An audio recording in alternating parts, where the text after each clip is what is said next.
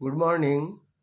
সারা world মার্কেটে, that is global মার্কেটে একটা পজিটিভ কিউ এসেছে, অর্থাৎ প্রত্যেক ইন্ডিসিসে একটা পজিটিভনেস দেখা যাচ্ছে।